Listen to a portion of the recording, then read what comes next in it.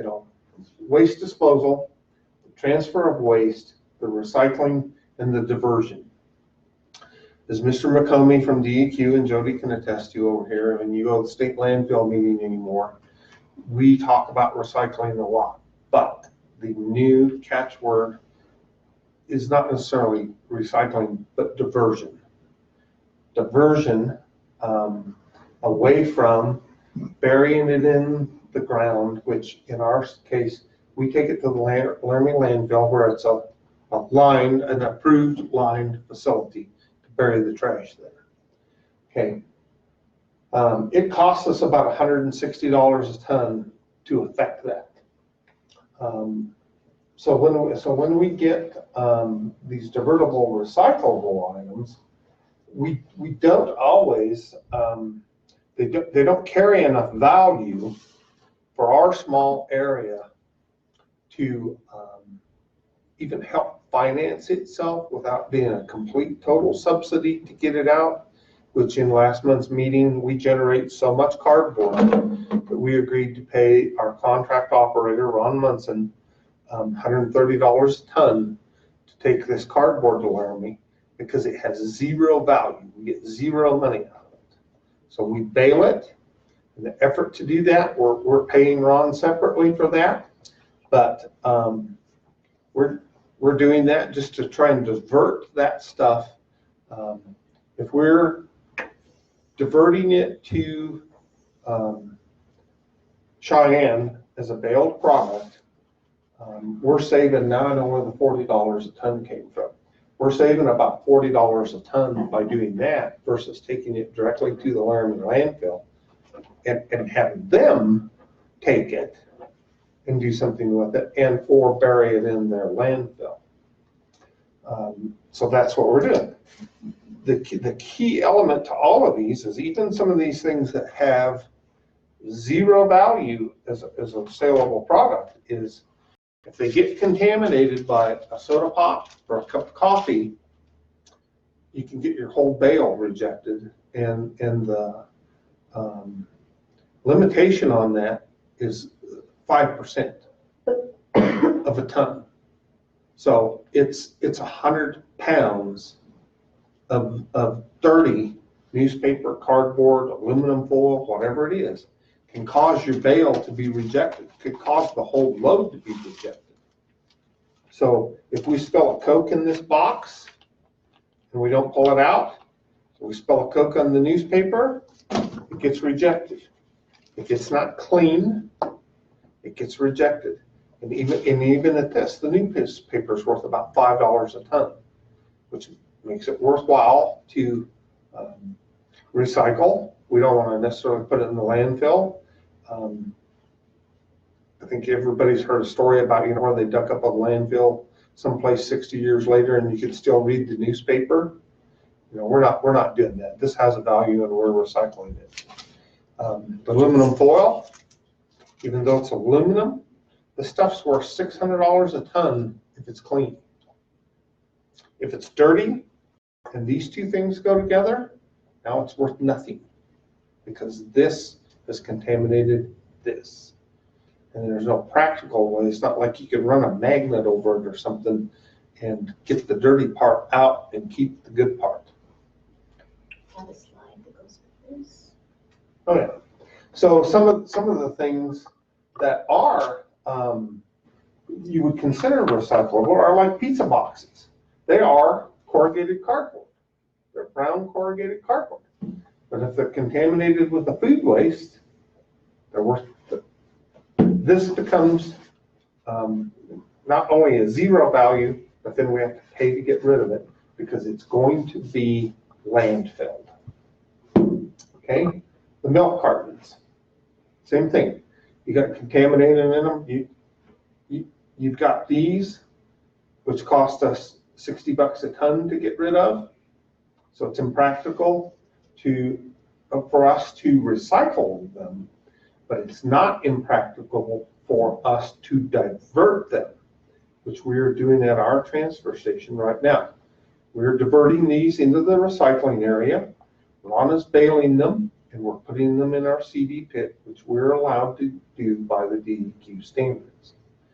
We do the same thing with glass bottles. So the milk bottles aren't recycled?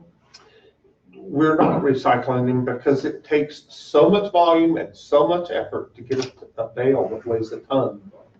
At about the time you walked in, when I said it would take about the size of this room full of these bottles in order to make 1,000-pound bale.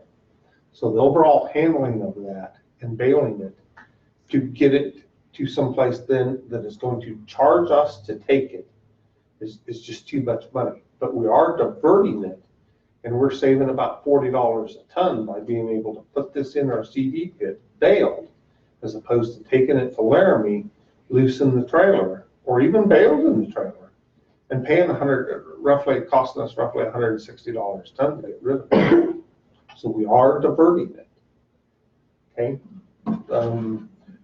The juice containers, same thing. These kinds of things in the wax paper. Wet cardboard contaminates the load. It gets rejected. We have a lot of non-conforming things that Ellie just put in there that Craig McComey was pointing out to us. These lids and these bottles are not the same plastic. This has a recycling value. This contaminates this. So if they're, yes. Just on that quick question, so does the ring around the bottle of the plastic cause that to be rejected? Should they be, well, not the Probably I'm talking about the soda bottle. There's a ring around here and there's a ring around here. This one's easy to see because it's green. Yes, but we're in the same place.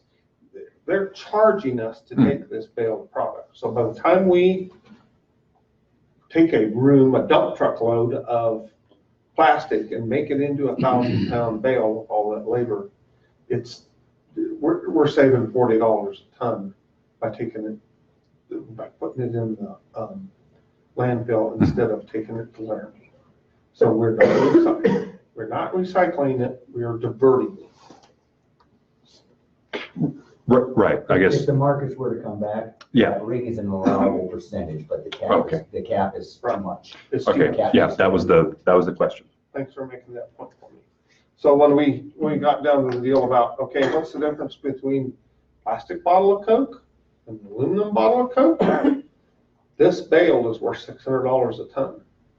This bale is getting diverted. It has no value. It costs us money. So when you go to the grocery store to buy a Coke, or you stop at the quick stop to get a Coke, get the one in an aluminum can. It's just as handy. It's got a screw cap. The difference between this and this is you can take a sip out of it and put the cap back on it and then spill all over your car. This one, they're the same thing. The product's the same inside. And they're both worth money when we recycle them. This one has more convenience. If that's what we're looking at, part of the reason we drink bottled water is for the convenience of it. Who doesn't do that? I do it. So now, will water bottles, like the ones they get, there's difference in plastic, but clear ones, you always had to separate them out there. And the plastics are different between the two different bottles, though. Yes, they are. But currently, and this is something Ron would need to speak to his guy about, even though we are separating them now, the problem is people are creatures of habit. And once you've got them educated to do this, to uneducate them or to have the market come back and then we want them separated, oh geez, we got to go through the whole process again. So I guess I understand the continued separation. But we are baling these products and we're putting them in the CD pit rather than putting them in the loose trash and sending them to Laramie. We're not recycling them and we're not burying them in a landfill in Laramie. We're baling them in our CD pit here. And this is a diverted product, not a recycled product, but a diverted product. Well, the question is, do they bale them and sell them at Rollins, or do they divert them the same as you do? I don't know what Rollins is doing with theirs. They're probably paying the fee to get rid of it and go ahead and recycle it. Okay. They generate, they got 4 times as many people as we do, or 3 times as many people as they do. So I assume they generate 3 times as much recycling as we do. This takes a long time to generate enough of these to make it worth our while to bale them and get a marketable product. So we're just putting them in the CD bin. A year ago, we were sending all this stuff away to be recycled.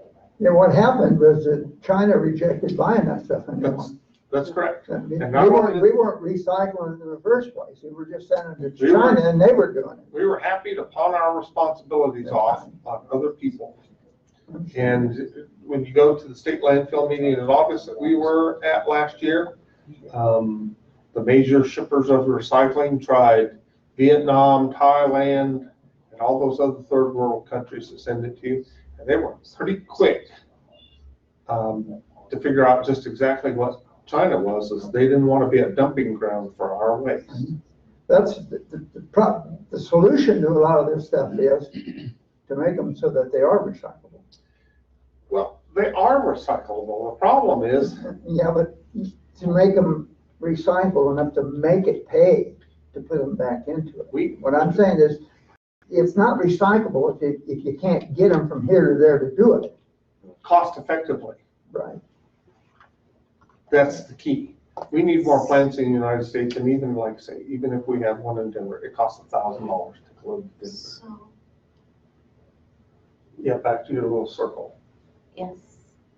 Okay, so this is another slide that we brought up here about reducing the volume to start with, and not getting our water in a plastic bottle, but taking a thermos or a water jug and put your water in your ice and that, and take it with you when you're on a road trip, instead of stopping at the come and go when you get gas and get water.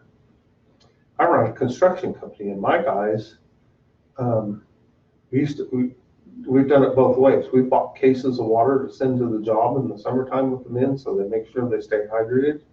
We have 2 of those great big 10-gallon coolers, and we put 2 ice machines in our shop so that the water would be cold, and we send one of those out with every crew every day. We don't do this anymore. Okay? And then to either reuse or repurpose, what else can you make? I mean, maybe somebody makes a candle holder out of a wine bottle. Well, after you've made 5 or 6 of those, you got a lifetime supply. So we're doing the same thing with glass. It's heavy, it's hard to haul, it has no value. This is $100 a ton to get rid of, plus the freight to get it wherever it's going.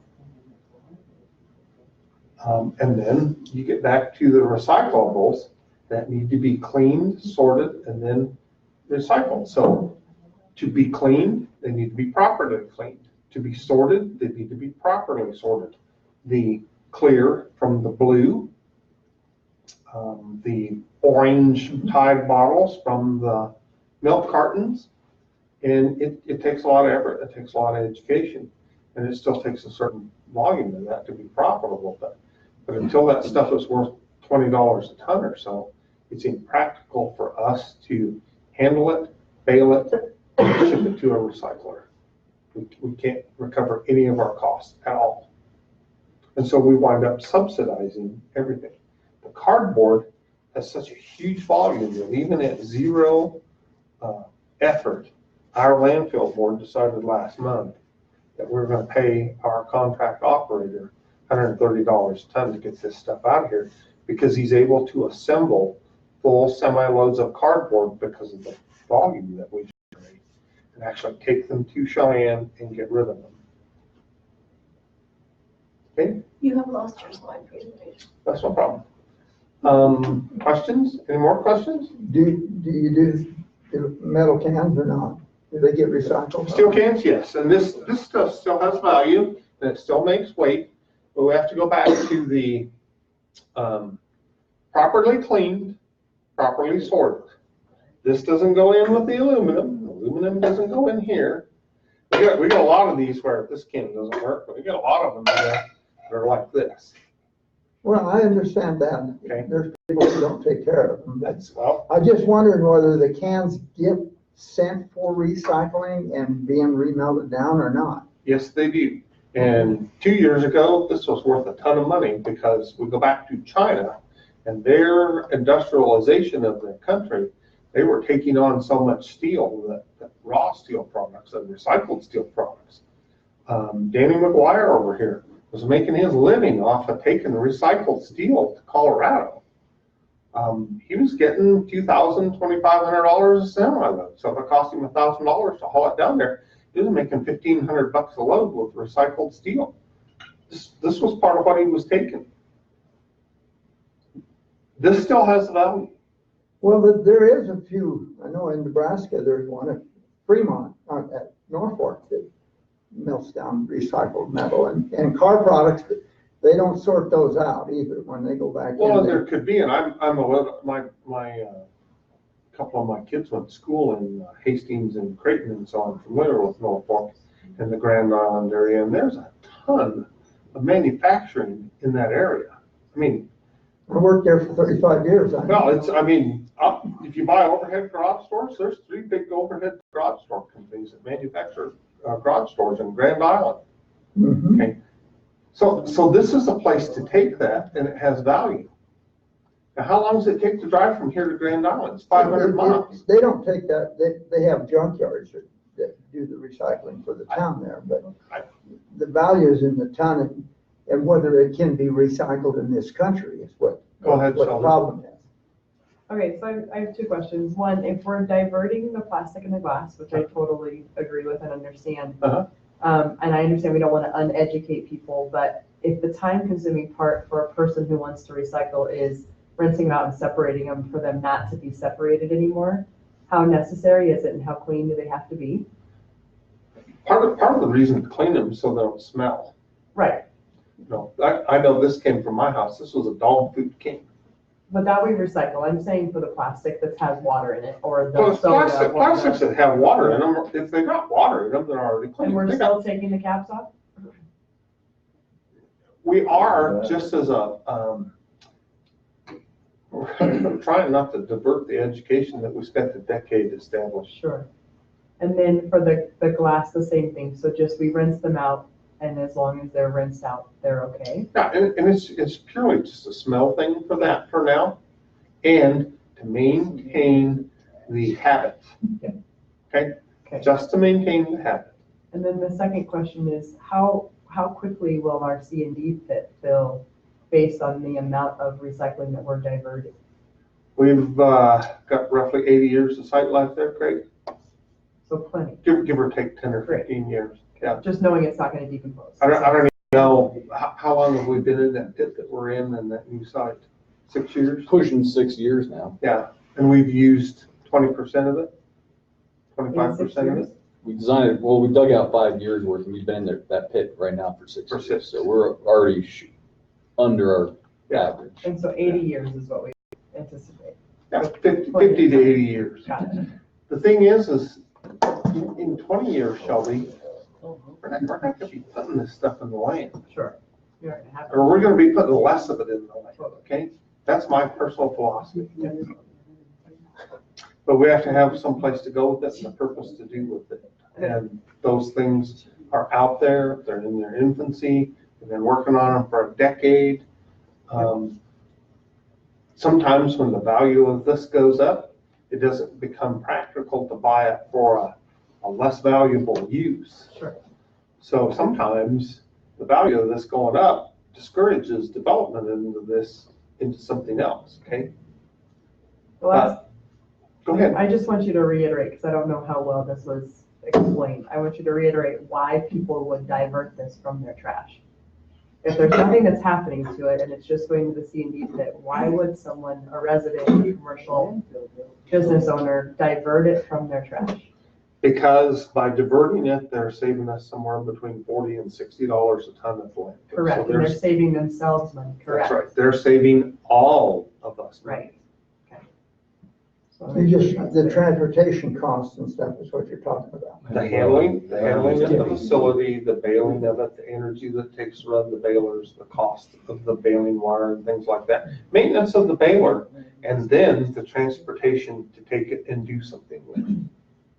Well, the problem I see what's going on is when you go out there, you assume it's being recycled and not just being put in the landfill, period. I understand. That's why we're having this meeting. Yeah. And we're gonna continue that. Next month, we're gonna have one in the encampment. And if we need to have another one here, we will. I'm gonna keep doing this. Well, if the people understand it and have the option, if they go to Rollins, take it to Rollins, because they say they're not diverting it. They probably aren't.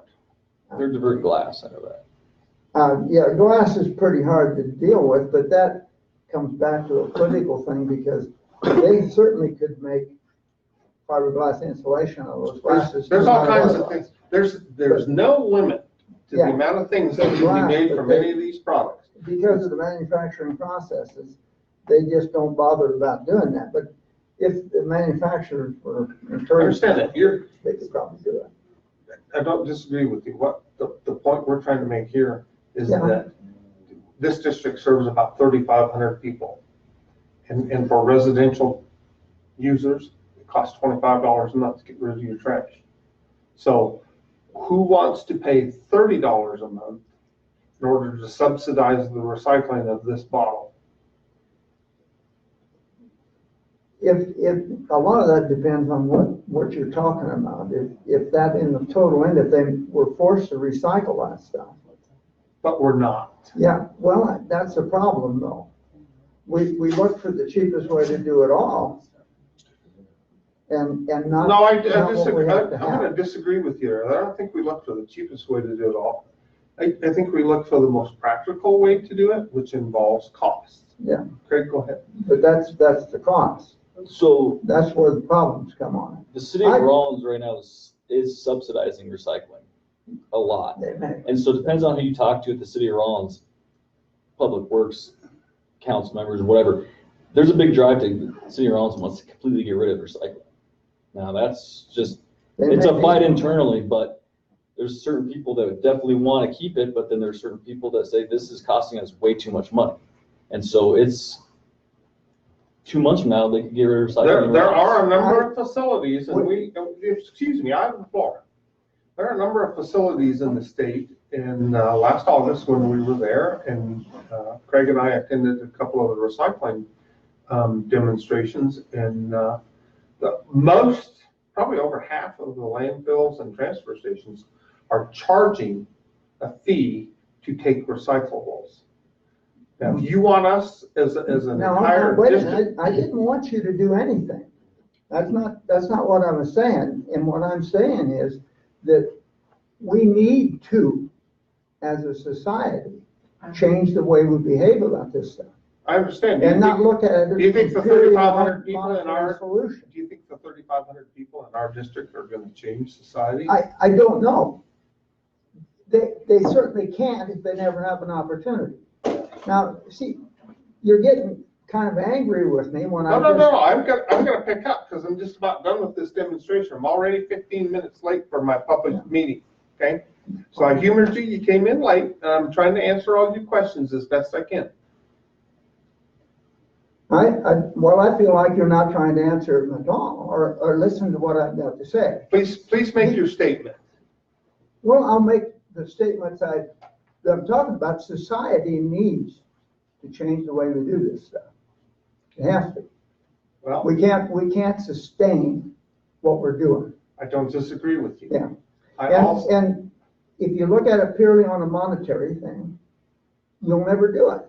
Because this board is not looking at it purely monetary. We're trying to. well, you asked me to make my statement. I did, And then you interrupt me in the middle of the thing. And I understand why it happens. I mean, I do the same thing. But when you look at it from a point of view that it has to be done sooner or later, them resources that we're putting in the landfill are gone forever. Now, I've got a son-in-law that operates a gas plant. He pulls about 2.5 million acre feet of natural gas out of the landfill every day. Methane. Yeah. And I understand what the recycling stuff's about. I mean, it's not something, we can't just make it a monetary thing. If it's just monetary, we'll never get it done. I just don't think the, UPRSWDD landfill district will be on the cutting edge of changing society for landfilling. We're gonna follow what the trend in the rest of the country is, and just like Craig said, we all subscribe to, we read a lot about recycling and landfilling, and there are a good number of landfills. Literally, the encouragement out there in the world today is to stop recycling. We're not gonna do that. Not right. We're gonna do what we find as practical as we can and not put a cash burden. Money does count. We hear about it all the time, the little old ladies or little old gentlemen that are living on a fixed income. Do we not hear that all the time? I fully understand what you're saying, but I'm just saying that if we don't, as a society, we're gonna run into a wall we're gonna regret. I can't change society, sir. Yeah, I know you can't. Yeah. I know you can't because there's no defense for it. You look for the most practical way to do it. And that's not always the right way. I don't disagree, but it's what we're That's all charged my with right statement now. was. That's great.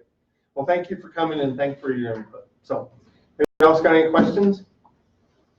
We're gonna move on with our meeting then, okay?